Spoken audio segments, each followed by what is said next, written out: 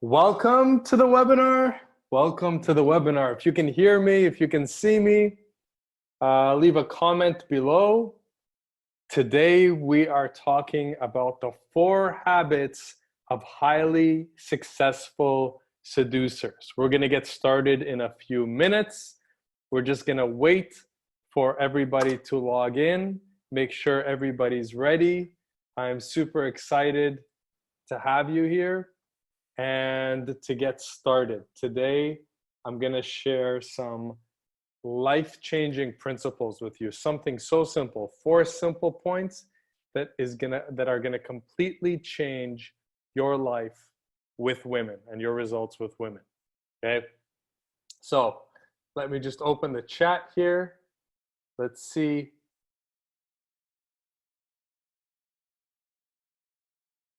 Okay, let's see. I got to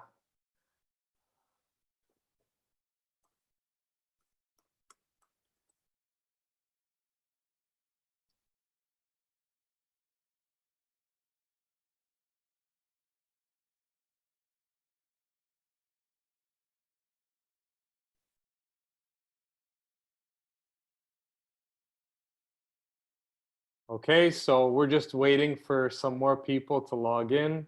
Also, I'm joined by Logan, who's logging in right now. And for those of you who don't know, Logan is my new coach that is helping me on the coaching programs. So he lives in Florida, and he's been doing very well. And today I'll introduce you to him. Oh, and Lizzie. And Lizzie's here too. And you guys all know Lizzie because she's been helping us in the Man Transformation Experience program for the past 2.5, 3 years now. So we're just gonna wait a few minutes more to see who joins. In the meantime, Logan, unmute your microphone. Okay, Hey. how are you guys doing? Can you hear me okay? Yeah, good. Okay, good. Okay, so today, guys, whoever's logging in right now, or if you're listening to the recording, we're talking about the 4 habits of highly successful seducers. And we're gonna show you the exact 4 habits that you need to employ in your life, in your game, so that you start getting the success you want with women. So this webinar is for you if you've been stuck, not getting the results you want, if you've been hitting up against some kind of invisible wall, you've been making mistakes, but you're not really sure what those mistakes have been, or what you're doing wrong, or why you're falling short. Well, today we're going to reveal to you exactly what that is and how to fix it. And what we're going to teach you today is going to has helped literally over 100 men that I've personally coached get unstuck. So if you apply it in your life, if you plug it in your life, then you're going to get unstuck too. Okay, so Logan and Lizzie, I'm going to get started, and then I'll ping you guys as I go. So the first thing we want to do is we want to use this table as a symbol for what we're describing today. So a table has 4 legs, and the success of a table depends on the fact that all 4 legs are there. If we take away one of the legs on the table topples and falls. So today we're talking about the 4 principles of success, which means that once you implement each 1, 2, 3, 4 principles of success, your table will stand strong, you will succeed. So we're going to talk about the 4 pillars. Think of them like the 4 legs of a table. And once you implement all of them at the same time into your game, then you're going to start seeing results with women, and you're going to start seeing success in this game. So the first principle that all successful seducers have in common is they all made a definite decision. Okay? They all made a definite decision. So let's talk about what a definite decision is and how it contributes to you winning in this game of women. So definite decision, the term came from the book Think and Grow Rich by Napoleon Hill. This book is a book of the principles of success. It's not only about how to succeed with money, it's just how to succeed in life. And so what that book says is that the starting point of all achievement is to make a definite decision to win. What does that mean? That means that before you take your first step in this game, you have to decide beforehand that I am going to win and I am going to persevere and I'm going to do whatever it takes and pay whatever price I need to pay in order to get this handled. So if I tell you my story going back to when I was struggling with women, for years, I was just trying and failing and getting some results and then not getting results. And I was just inconsistent and all over the board, right? And the turning point for me happened when, I'll save you the story, but basically I got dumped by a girl and I just got so fed up of getting rejected by women. And I got even more fed up of seeing myself not performing to the level that I knew I was capable of, that I sat down and I said, you know what? I'm going to figure out this woman thing if it kills me, if it's the last thing I do, no matter what it costs in time and money and effort. Okay? So when you make a definite decision, that's the attitude you have to come from. Okay? Failure can no longer be an option. You understand? Failure is no longer an option. I'm gonna get this handled no matter what. So a definite decision before you even start that you are gonna get this handled. So I'm gonna pass it over to you, Logan. Can you tell us okay, well, before, let me just tell you guys a little bit about Logan. So Logan was a student of mine, let's say a little over a year ago. And he came to me, he was stuck and he wasn't getting the results he wanted. And then he joined my 12-week coaching program. And in a very short period of time, he broke through and he got this woman thing handled. And he was one of the most determined and hardworking students in the program. And actually, he made such big progress that he has now become a coach who helps me coach other students. And the reason why he's so good is because he's so freshly out of it. He's so freshly through the transformation that he understands what people are going through and he can relate and remember because it happened to him so recently.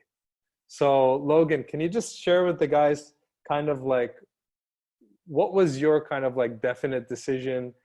How did you get to that point, and why do you think it helped you break through?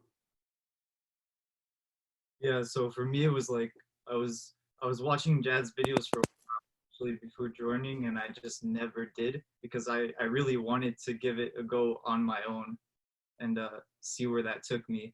And so I kept watching videos, and I did eventually start taking action on my own and started going out on my own, and but it just wasn't working on my own. So like it did here and there. I had like a few successes here and there, but it's like it just wasn't going well at all. And I got fed up and like frustrated, and like I would go out and then like I would start talking to a girl, doing everything the wrong way, which I guess even doing things the wrong way, sometimes it can work out, but like rarely. So that's the way it was going for me, and like just like failure after failure after failure after failure, basically.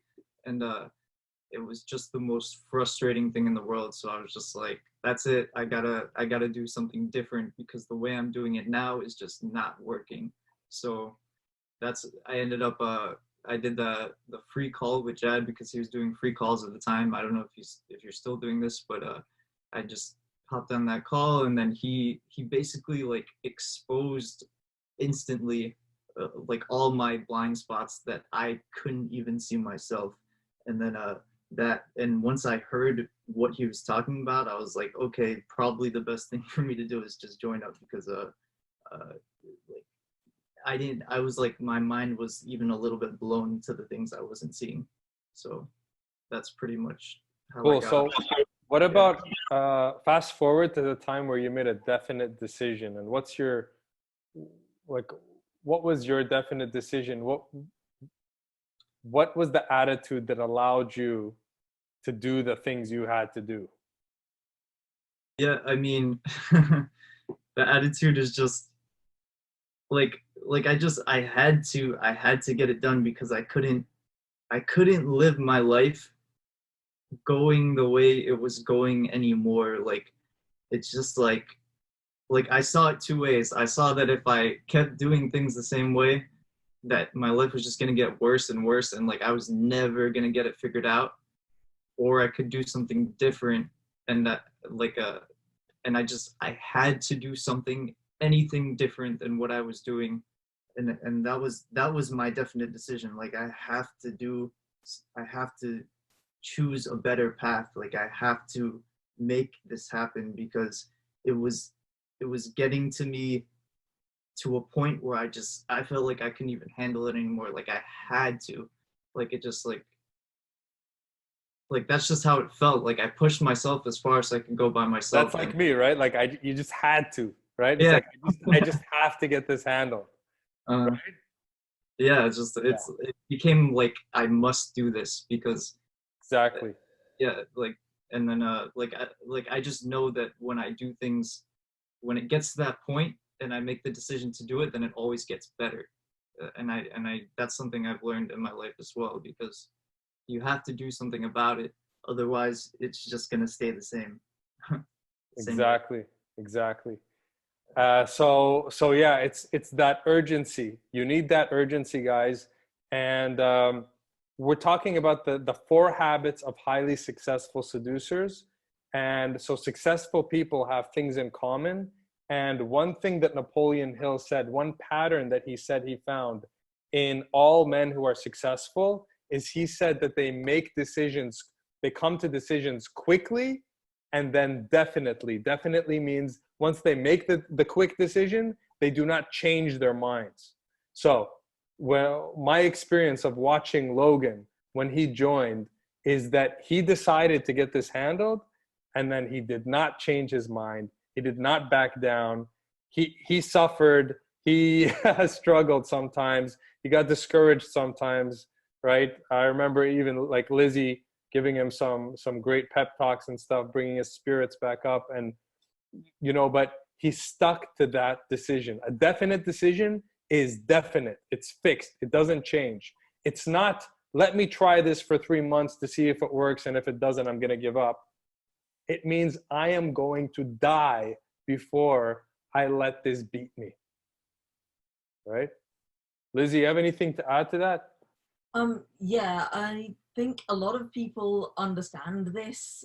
Like they understand this principle when it comes to something like work, or like if you decide you're gonna like learn an instrument or something, people understand this principle, but for some reason they don't apply it to seduction or to things to do with like socializing. And these are all skills. People kind of have the impression that it's something you either have or you don't. And so they don't apply the same principle to it. And that's not true. This stuff is all learnable. That's excellent, excellent point.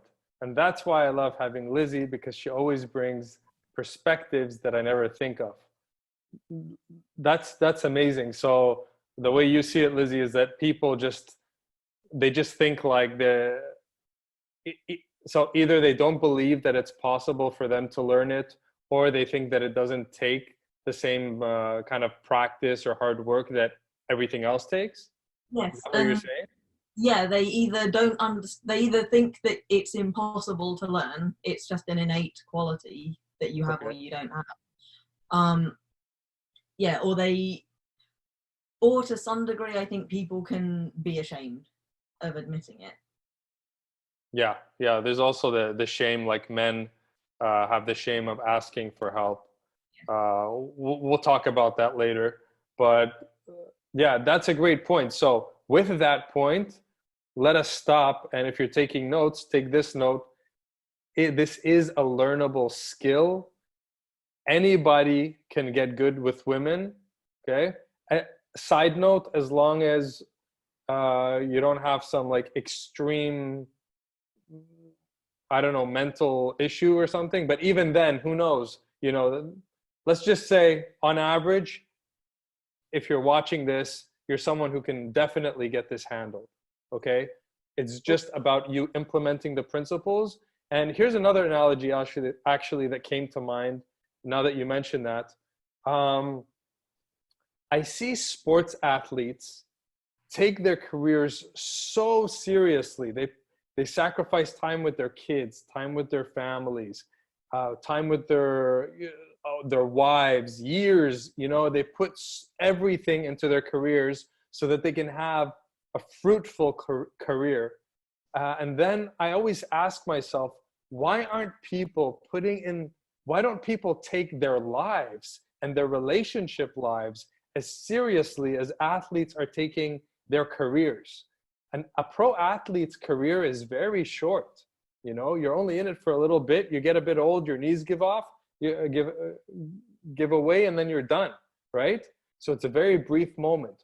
Why are athletes taking their careers more seriously than we're taking our lives and the fate of ourselves and our relationships, and potentially ending up alone if we don't get this handled, or ending up with a woman you settled for because you never got this handled? So yeah, guys, like, take this seriously, and you can do it. You can do it. Actually, I'm reading this book, Mastery by George Leonard.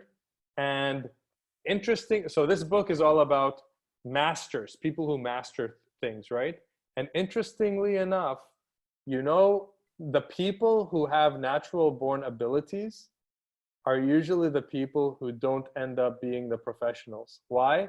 Because they get lazy. They're like, I'm naturally good at this. They get lazy and they don't put in the practice. So the most of the professionals you see out in the world, remember, like Larry Bird, right? Basketball player, totally unlikely superstar, but he was one of the best. Why? Because of practice. And there are so many athletes that are the best, not because they had the natural talent, but because they put in the practice. And so what they say in this book is that practice beats talent.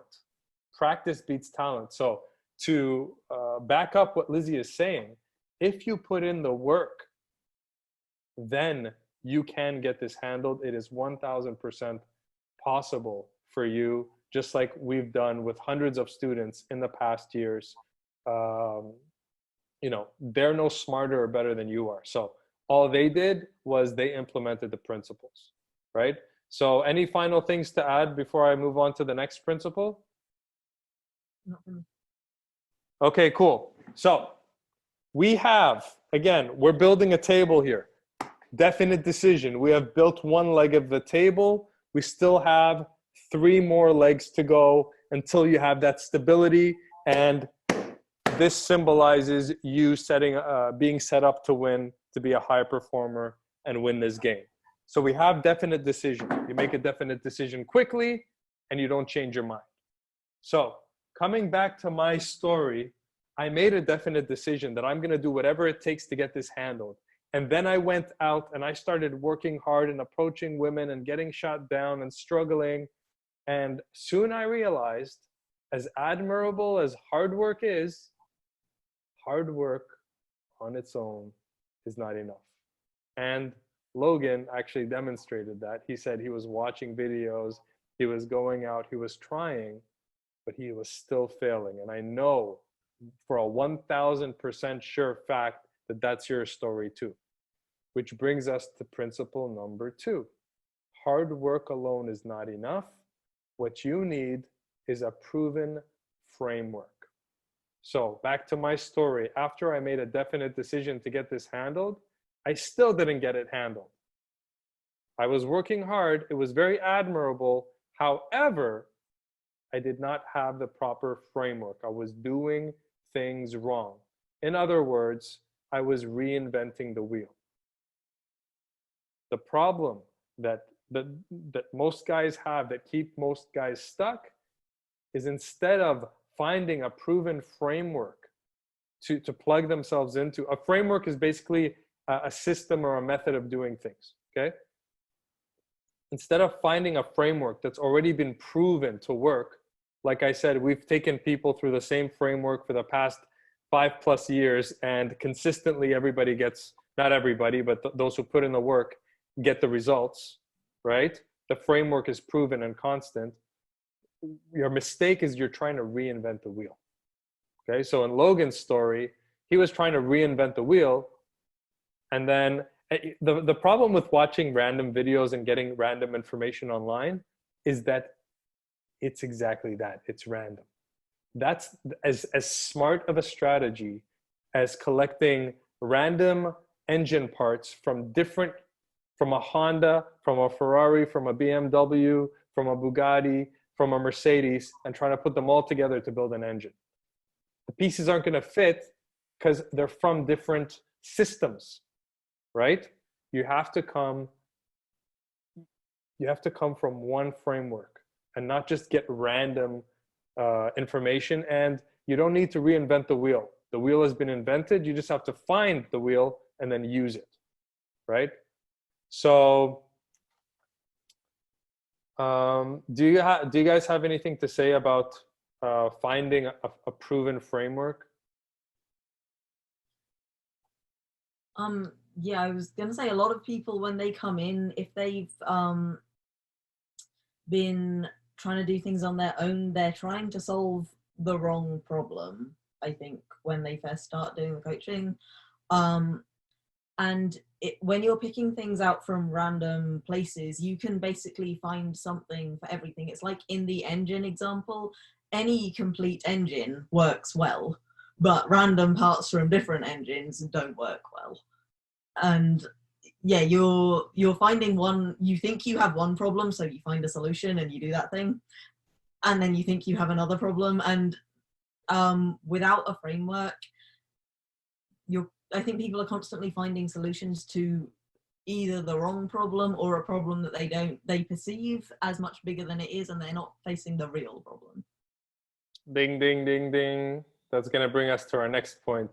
That's exactly it. So in my story, after working hard, the next step I did was I started finding frameworks, right? How did I do that? I started buying online video courses, ebooks, those kinds of things, and studying them. Now, on one hand, did those help me to a certain degree? Of course they did. I went out, I was starting to get more success with women.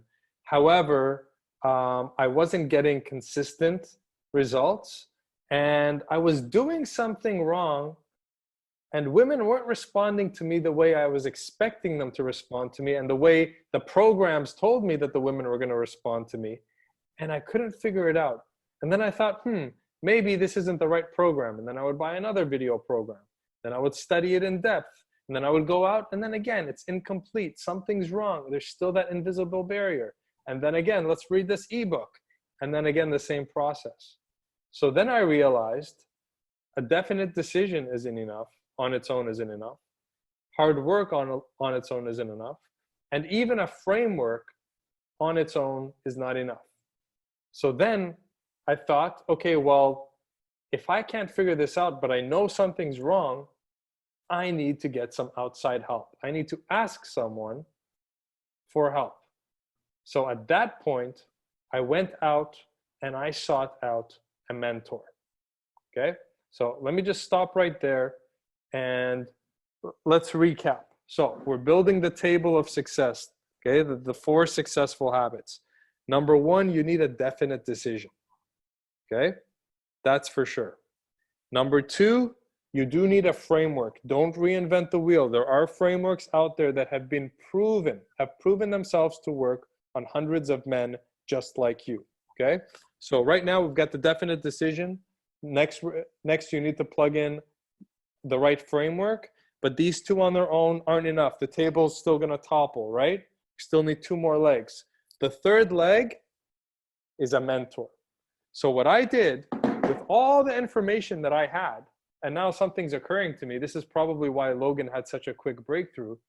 With all the information I had, I went to my mentor and I said, hey man, you figured this out already before me. I've been trying for the past X number of years and I've studied all this stuff and I've gone out, but I'm getting stuck and I just don't know why. Okay? And what happened is, like Logan said, my mentor sat down with me. He talked to me, he observed what I was doing. He asked me some questions. And he said, Jad, you know what? You're doing okay here and here and here, but you've got X, Y, Z blind spots. And because you're doing these three things wrong, again, as Lizzie was saying, you're not aware of the mistakes you're making. If you were, you would have fixed them, okay? So he's like, Jad, you're doing this, this, and this wrong. If you just fix these three things, you're going to be all right. So then I was relieved and I said, okay, great, thanks. And then I went out and I made the adjustments according to the blind spots that my mentor pointed out. And poof, I started getting results. It was almost like magic because it was, nothing is an overnight success, but it felt like overnight I had just finally broken through that invisible wall. And now coming back to you, Logan, I think maybe one of the reasons why you were able to go so far from being a student of the Man Transformation Experience to being a coach is perhaps because you did so much study before. And so you had a lot of knowledge, but then you just had some key blind spots that were missing. And then once we fixed those, everything else that you studied then came to your benefit and was added. Yeah, it all more came together like instantly after that, because then you see all the parts that you're missing, and then it's just like everything comes together into one, basically. But one more thing I wanted to say is that like one thing I noticed when I got on the call with you is that as opposed to like reading information and like looking at videos and stuff, you're looking in all these different places, like Lizzie was saying, and you're like gathering information. But as soon as I got on the call on you, I realized I was getting instant answers and instant solutions to whatever I was going through currently. So it's just a lot faster. So like the progress is way faster because you're not looking and searching and reading on different parts. You get those instant answers. So That's a very good point. Yeah, like Lizzie was saying, I think actually like what Lizzie is saying is super true, because in my experience, the hallmark of what do I call it? Like the hallmark of a guy who's been stuck and struggling, it's always the same.